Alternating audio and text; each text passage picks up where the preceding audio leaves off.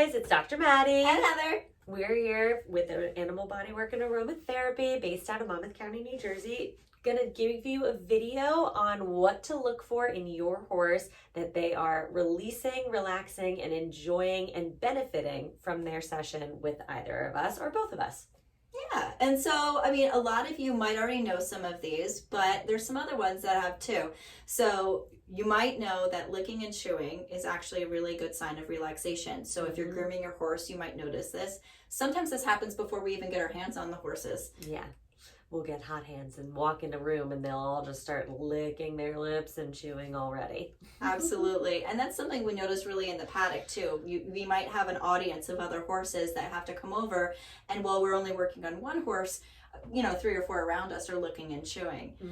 Another thing would be to do letting a lot of air out of their nostrils with like what seems like a little bit of a sneeze.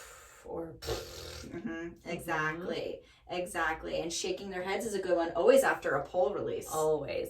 So these are a little bit more nuanced kind of things to look for in the animal that's actually getting worked on, right? So when you hold pressure points or you release a vertebra or things like that, they'll usually shake completely off in that area. And that is actually a sympathetic release. Out in the wild, you'll see animals actually, after long runs or things like that, always shake off. And that's getting their body back into balance with their parasympathetic nervous system. Another thing you might notice, especially when we're working on the serratus muscle, just where the front of the saddle goes, is that you get a nice big breath.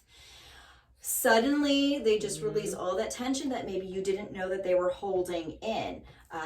And one of my favorites is when they twitch. Like we had the other day an animal that actually we were working on the chest and the pectoral muscles, and just his whole leg went like this involuntarily, but he just had to get some of that out of his system. So a lot of it's really subtle, but then you sometimes have these big movements. I really like the subtle stuff.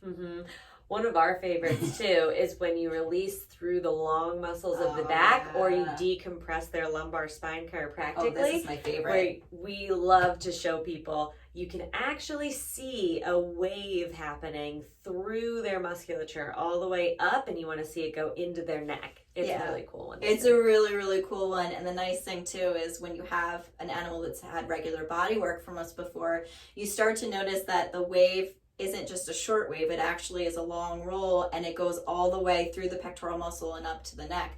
And so you really see how connected the horse is as a whole, and how the patterns really make a difference. Yeah.